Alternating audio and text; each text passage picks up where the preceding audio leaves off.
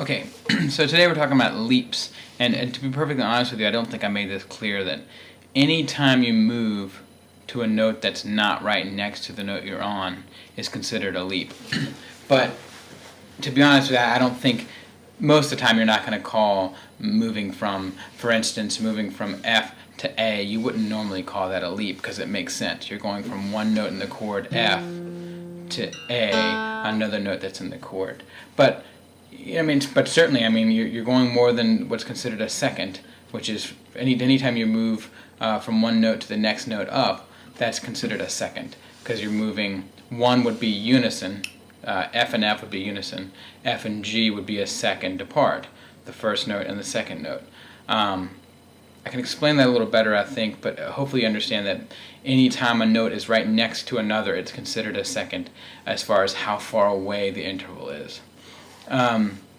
That being said, what we're really talking about here is a way to bridge that gap between, once we get through the notes in the chord go F, A, C, and then you have, and all of those have one note in between them. Between F and A, there's G, F, G, A, and between A and C, you have that B flat, A, B flat, C. Okay, and we've been using those notes to go back and forth with neighbor notes and with passing tones. But you get in a little bit of a pickle when you start moving between C and the F. Okay, because in between C and F we have D and E. Okay, and it sounds a little too much like a scale.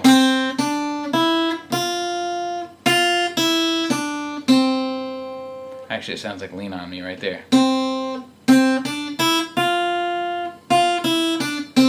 So it's not the worst example of a melody, but typically we're trying to avoid that.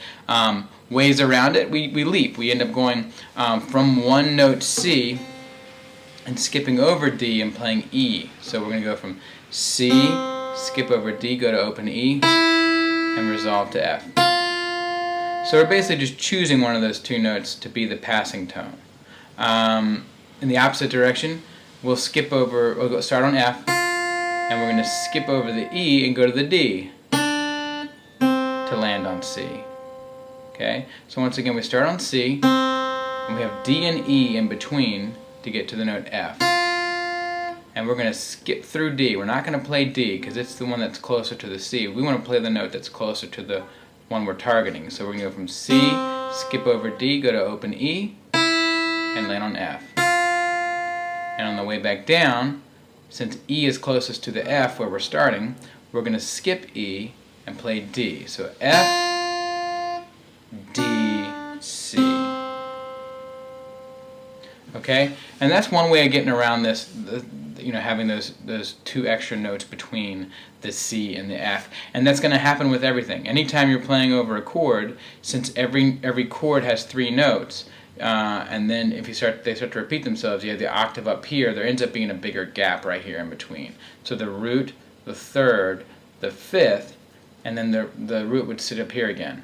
And that's what we've just got. We've got the F, we start on this fourth string F, F, A, C, F. That's this, well, let me see. That's the thing we were just doing. F, A, C, F, make it a little longer, like that. So that's one way around it, and basically that would be okay.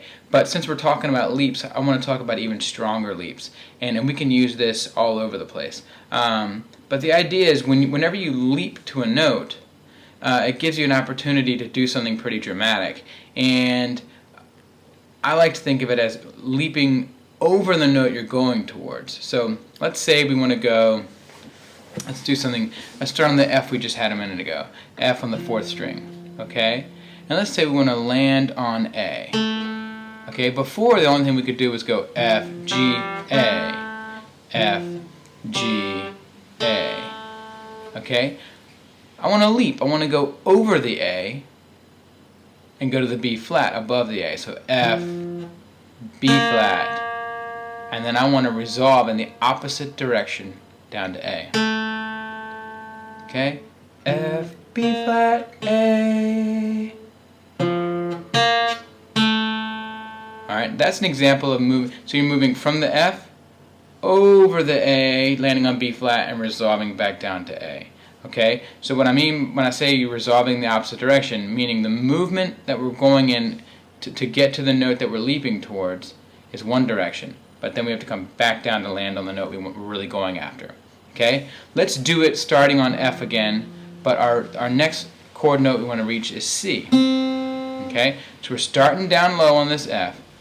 We want to land on C. We're going to overshoot C and go to the neighbor note above C, which is D. So we're going to go F, go to the D, and land on C. Okay?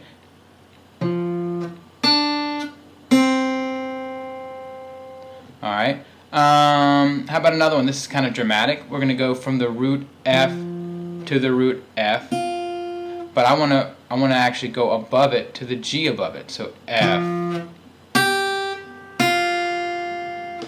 F, G, F. So we're going up, and then we're resolving in the opposite direction.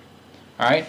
Let's do the opposite way. Let's start on the high F, and we'll just go basically backwards the way we just came. So we're going to play F, and we want to get down to the note below it, which is the C. The next chord note below F would be C. Okay.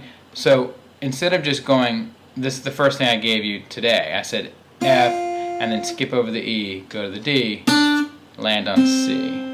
Okay. But let's do where we're going in one direction.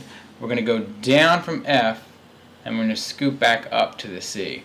So what we're going to do here is start on F, go below the C. The note below C is B flat, and then go up in the opposite direction to C. So F, B flat, C. Alright, now let's start on C. We're going to do the same thing. We're going to go down. The next note in the chord down from C is A. Okay, now we want to go down in the direction we're going in, but go even further and go to the neighbor note below the A. So C to the G below, and then land on A. C, G, A. Okay, so we're going down from C, below the A we're targeting, and then resolving up to A. Okay, let's do the same thing starting on C, and we're going to go to the next note below that as far as the chord is concerned, from C to F. That's what we're targeting. C to F. We're moving in that direction, going down. Alright? And I want to go down from C to F, but I want to go to the neighbor note below it. Below F is E, so we're going to shoot down from C to E and resolve up to F. Okay? Those are just a couple of examples. Let's do it. Let's see if I want to do something a little different. Let's do from A down to C. Okay, so from A, the second finger A, and we're going to go to the C down below. Okay, so the note below C, since we're going down from A to C, we want to overshoot it to the neighbor note below C, which in this case is B flat. Okay, so we're going to go from A, overshoot the C, down to B flat, and move in the opposite direction to C. Okay?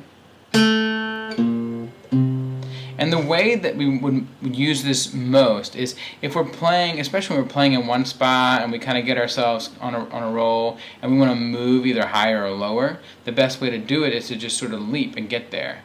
Instead of feeling like we have to connect all the notes to get to a higher part on our guitar or a lower part, a lot of times you can just leap there. And it doesn't quite feel as random if you make it feel like it's melodic. In this case, making it really strong with the movement of going up and then resolving like it's landed comfortably on the note it's supposed to land on. So we'll do more with that stuff a little bit later, but to me this is the best way to teach it. I'm going to do a couple more down low. Let's start on this low F, okay, and I want to go up from there. So the next note in the chord is A. So I want to leap over A and land on A. So over A would be B flat. So I'm going to go from F over the open A to B flat and land on A. flat, A. Okay, let's do another one. You want to open A, and I want to land on C, the next chord note above it. So A to C is what we're going for. Alright, I want to overshoot, since we're going up from A to C, I want to overshoot C and go to D, and then land back down on C. A, D, C. Okay, now I want to do the same thing from the low F. F, D, C. Okay, and I think that's pretty much it for today as far as this is concerned. I just want to give you a few examples of it, and we'll kind of work this in a little bit more of what we're doing next week.